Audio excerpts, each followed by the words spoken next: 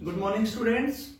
आज हम एक नया टॉपिक करते हैं, सोलेनोइड क्या होता है और सोलेनोइड का मैग्नेटिक फील्ड हम कैसे निकालते हैं।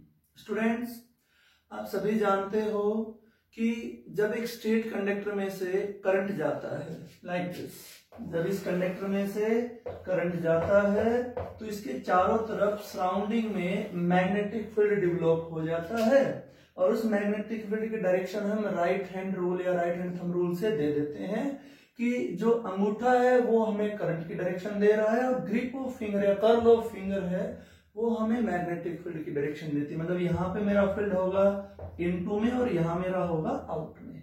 ओके, अगर इस तार को, इस कंडक्टर को मैं क्वाइल की शेप में कन्वर्ट कर दूं इस तरीके से, ये जो मैंने क्वाइल बनाई है इस क्वाइल का प्लेन बोर्ड के प्लेन के परपेंडिकुलर है। ये क्वाइल ऐसी नहीं है, ये ऐसे है, इस तरीके से आपकी तरफ से ऐसे आ रही है। इसमें ऐसे करंट गया, इधर से करंट ऐसे आ गया।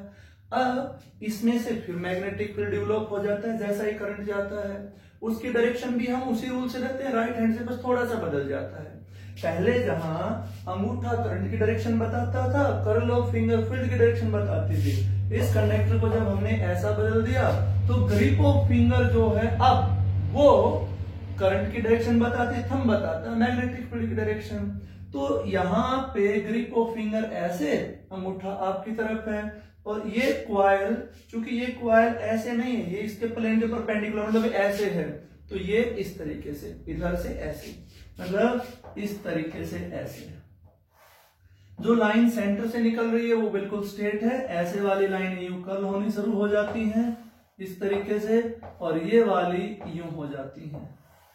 अब यहाँ पे जो इंटरेस्टिंग बात है वो ये है, ये देखो, इसमें और इसमें डायरेक्शन पे गौर करो, इसमें क्लॉकवाइज है, इसमें आप एंटी क्लॉकवाइज है। ओके, अच्छा, तो अब होगा क्या, इसी कंडक्टर को मैं एक और शेप देता हूं। फॉर एक देखो, अब ये मेरे पास एक कंडक्टर है, it is a straight conductor. अगर इसको मैंने ऐसा बना दिया फिर क्वाइल हो गई, लेकिन इसी कंडक्टर को मैं ऐसे कर देता हूं इस तरीके से। देखो मैं इसको लपेट रहा हूं और इसके जो लपेटे आ रहे हैं, ट्रंस आ रहे हैं, they are very close to each other. इस तरीके से मैंने इसमें ट्रंस बना ली यूं, और अब ये जो शेप मेरे पास आ गई, इस शेप को आप ध्यान से देखें। इस शेप में हमने क्या किया है, ये देखो, it consist an insulating copper wire closely wound, और इस तरह की शेप को बोलते हैं helix. It consist an insulating wire closely wound in form of a helix. इसी को हम, इस शेप को ही हम क्या नाम देते हैं, सोलेनोइड। मतलब उस कंडक्टर को ना तो ऐसी शेप में रखा ना ऐसी शेप में रखा, उसको एक स्पेशल शेप दे दी। पर समझने के लिए हमने ये दोनों चीजें समझी हैं। तो ये जो मैंने शेप बनाई है, इस शेप को मैं बना के दिखाता हूं। मैंने इस शेप में क्या बनाया है, तो ये शेप कुछ इस तरीके की है। सीधे वायर को ऐसे यूं ऐसे गया, फिर ऐसे टर्न किया हमने, फिर ऐसे टर्न किया इस तरीके से इसमें ढेर सारी टर्न आ गई यूं ऐसे। यहां से करंट जाता है, यहां से करंट वापिस आ जाता है, तो यहां से करंट देखो, अब इसको आप ऐसे समझोगे, यहां से करंट गया और यूं बाहर आ रहा है, मतलब इस पॉइंट पे करंट बाहर आ रहा है और यहां से करंट अंदर चला गया, फिर यहां से बाहर आया, यहां से अंदर चला गया। मतलब यहां से जो आपका करंट है वो बाहर आ रहा है, इसलिए डॉट लगा देता हूं, या मैं यहां डॉट लगा देता हूं। यहां से करंट आपका अंदर जा रहा है, क्रॉस लगा देते हैं, ये समझाने के लिए मैंने बताया है।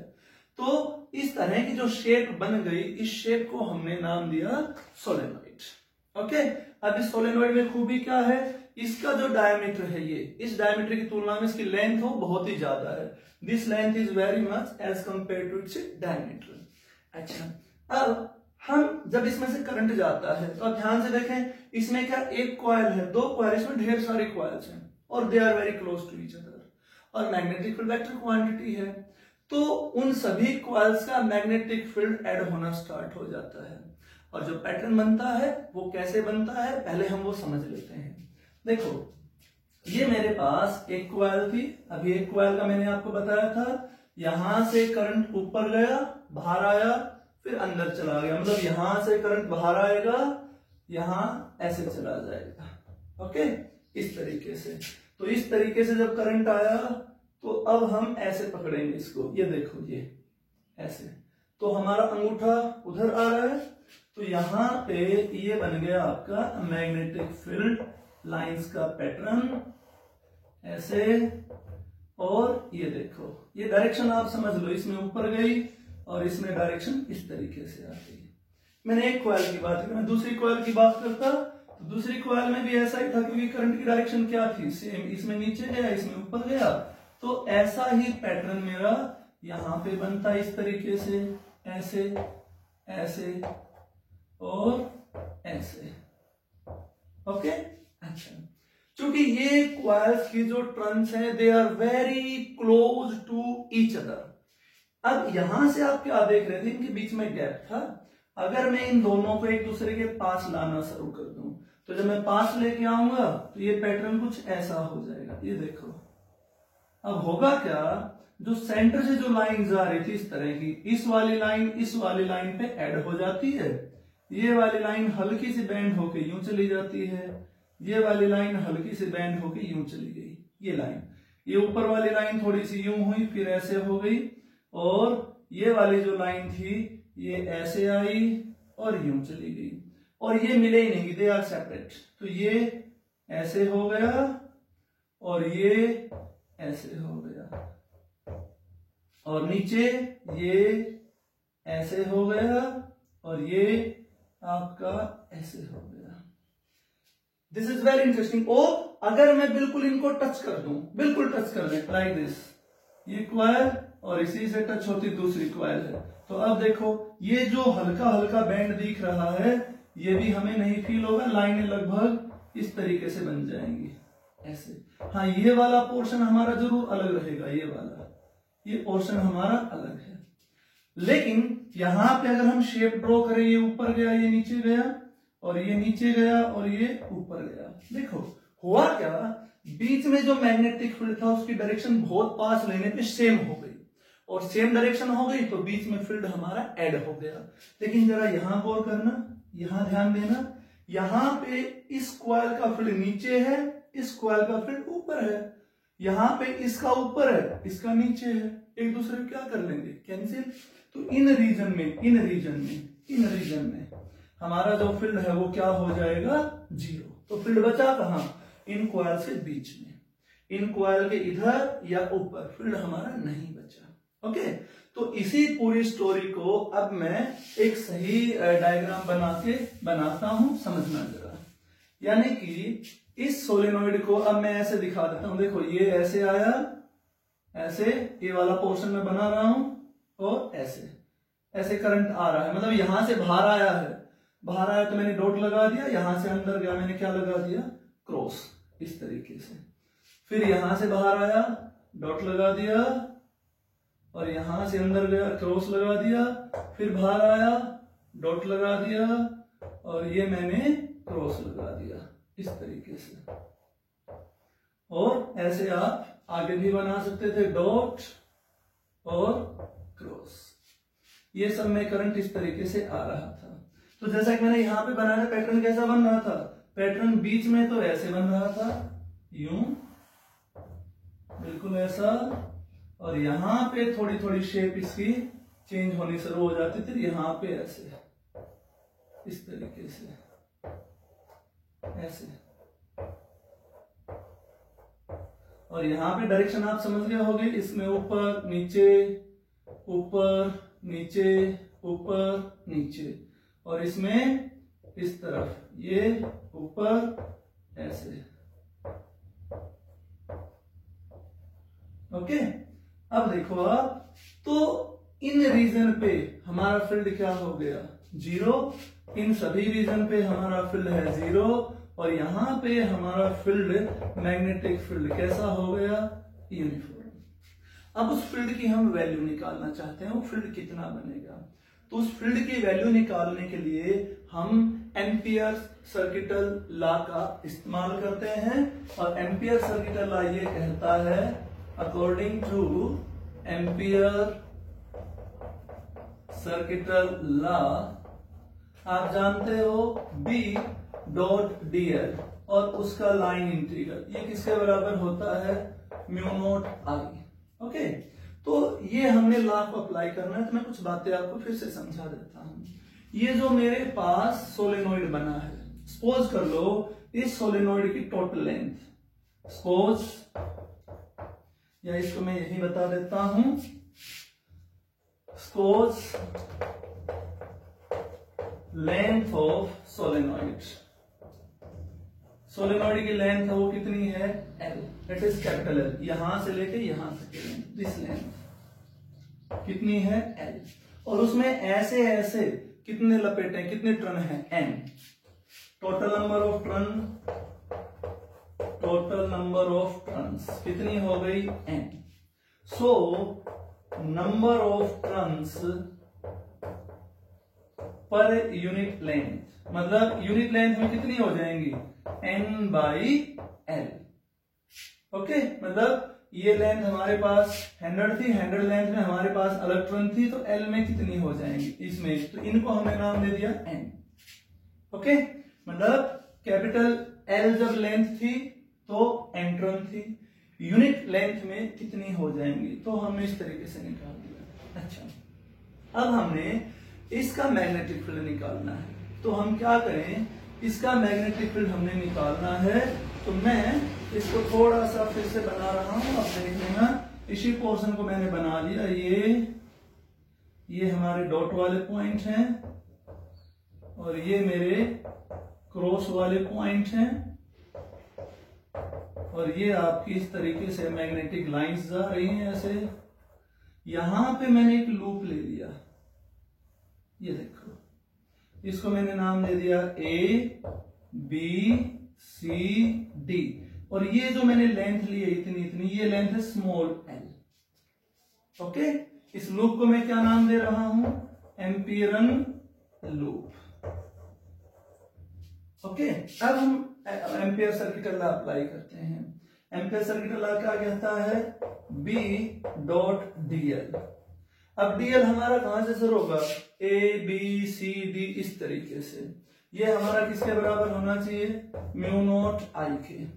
तो मैं जो यहां पे समझा रहा हूं वो देखना, इसको मैं ऐसे लिख रहा हूं, A से लेके B तक जाना है, पहले A से B तक का पाथ लेना है, डॉट प्रोडक्ट है, इसको ओपन करेंगे, ओपन हम अगले स्टेप में करेंगे, फिर हम B से लेके C तक जाएंगे, B.dl, और फिर हम C से लेके D तक जाएंगे, B.dl, और फिर हम D से लेके A तक आएंगे, B.dl।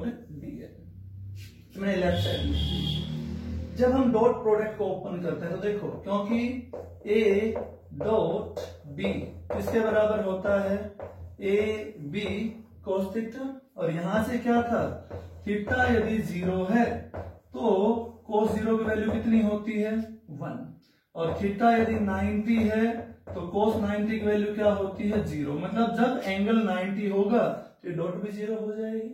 अब यहां पे हम कुछ बातें समझते हैं, जरा देखो उन चीजों को।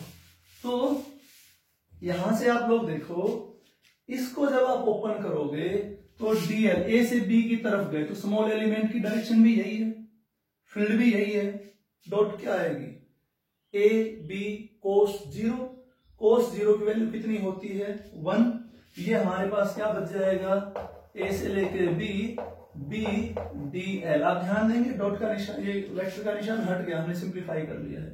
यहां पे देखो B.dl, B से C, B से जब हम C गए तो B तो इधर था, dl ऊपर था, एंगल कितना हुआ, 90 डिग्री। यहां पे जो हमारा थीटा है वो कितना बैठ रहा है, 90 डिग्री, यहां पे 0 डिग्री, तो cos 90 मैंने बताया कितना होता है, 0, सारा 0 हो गया। ये वाला जो B है, ये C से D पोर्शन सोलेनोइड के अंदर है कि उसके बाहर है, उसके बाहर है, और यहां मैंने बताया था इन पोर्शन पे B क्या होता है, 0, तो ये वाला वेक्टर भी 0 हो गया। B.dl, अब आपने D से A जाना है, D से A, फील्ड इधर है, आप नीचे आ रहे हो, एंगल 90 डिग्री, एंगल 90, तो यहां मैंने मेंशन कर रखा है 0, तो हमारे पास सिर्फ ये बच गया, ये बराबर किसके चला था, μ0I।